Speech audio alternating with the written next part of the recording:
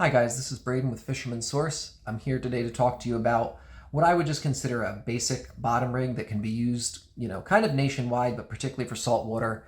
I first learned it as a Blackfish rig, but since then we've modified it. Not we, it's been modified. It can be used as a porgy rig, a sea bass rig, a Blackfish rig, a ling rig, a fluke rig. West Coast guys, you could certainly use this for rockfish, any sort of basic bottom feeder, Florida, down south, grunts, snappers, you name it. Some people up in the Northeast will call this a Belmar rig. It existed before that name. I don't know exactly what, but we're going to go over the way to tie the basic variation of it today, and then also how you can modify it to kind of make it, work in any circumstance that you have. Things I really like about this rig, it starts with a double strand coming from your main line or your leader. Generally speaking, when we're using this rig, we're fishing around rough bottom, mostly natural rock or dredge rock, but also, shipwrecks, jetties, anything where there's a very good chance of your line, your main line coming into contact with structure. So we have that double line to actually help do two things. Number one, it's going to stiffen it up to help our rig stand out a little better. And number two, it's going to also help with abrasion resistance.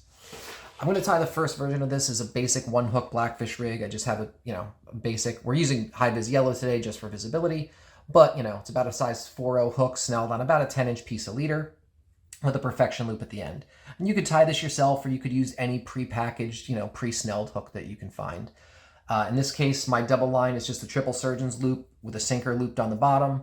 I'm a big proponent of looping the sinker on the bottom before tying the rest of the rig. It helps keep your rig legs even, and so you don't wind up with one longer and one shorter. In this case, I'm then going to take my sinker to start the rig. Now that the sinker's on it, I'm going to go up about 4 fingers, and I'm going to pinch my double line. I'm then going to take my loop at the end of my hook snell and pass it through. And essentially all I'm doing is creating a loop-to-loop connection on that double standing line. For a Blackfish rig, we're going to want that hook seating, at least for where we are in the Northeast and we don't deal with the silty bottom, we're going to want that hook sitting completely on the bottom. So I'm only going to go up a couple inches. Then I'm just going to take my sinker and I'm going to half hitch it around both of those lines. And then I'm going to pull the sinker, the snell, and the standing line at the same time. And what that's going to do is produce a line that stands out at 90 degrees, has that good double line chafe protection, and that hook's going to sit exactly how we want it on the bottom. And this is your basic one hook Belmar. Some people call it a Belmar rig, like I said, but you can use this for any application where you want, a one or even a 2 hook bottom rig. In a second, we're going to tie it again and show you how to turn it into, different variations of a 2 hook bottom rig. But, this is kind of the basic way this rig started out. The next thing we're going to do is we're going to take this same rig and we're going to turn it into a fluke rig, open bottom. A lot of guys fishing New Jersey, a lot of the party boats fishing are just, they're fishing between smooth and sandy bottoms, and they don't want to put three-way swivels down or anything else that's going to cause extra snagging or even extra cost for that matter. So we're just going to tie a real quick 3-turn surgeon's loop. Once again, this is incredibly heavy mono just so the camera would pick it up. Normally it would have cinched a little better than that, but for camera purposes, we're working with what we got. So in this case, I'm going to tie a much smaller loop. Still loop my sinker on the same way. But, if you want to turn this into a fluke rig, just use a snelled hook, with a much longer leader on it for that case. Doing the same thing. Pinching our line, going through, loop to looping that connection together. And then once again, we're just taking our sinker and we're half hitching it up around the rest of our loop line, pulling that right down tight. And now we have a great standout fluke rig, once again, without a 3-way swivel. The other variation of this rig that we use quite a lot here in the Northeast is we'll use it for sea bass, or particularly porgies. A lot of times sea bass, we're just using a dropper loop rig, but for porgies, I definitely find you can get more bites when you have your hook standing out away from your double line a little bit. So we're going to see if we can do this in the space that we have here. We're going to tie it a little bit shorter than you want. This is also a variation that we've used for cod, a variation that we've used for picky sea bass with bigger hooks on it. It's not really going to be tied to scale, and, kind of ignore the size of the hooks we're using. We're just doing it for, visibility purposes here. But as you can see here, I just tied that same big loop knot. So I'm going to have a large double strand. I'm going to put my sinker on it.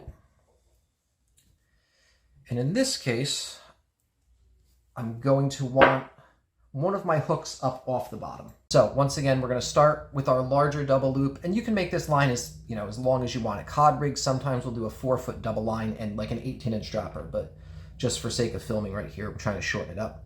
Do the same thing. I'm going to come up against my standing loop. I'm going to pinch it just to create a bend in the line. I'm going to take my snelled hook, go through it, and loop the hook to it. Once again, all I'm doing is creating a loop-to-loop connection where it would just slide on the main line. And then we're taking, in this case, our bank sinker, and we're coming up and we're hitching it so that it no longer has the ability to slide. You always put your top one on first so that you don't have to worry about pulling the entire thing through on your second time. You're pulling your other hook through your loop on the second time. Come right down above the sinker. Do the same thing. Created my little loop-to-loop. Bring my sinker up and around.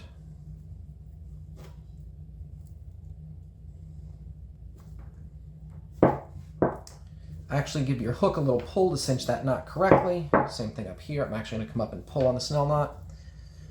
And there we have a high-low loop.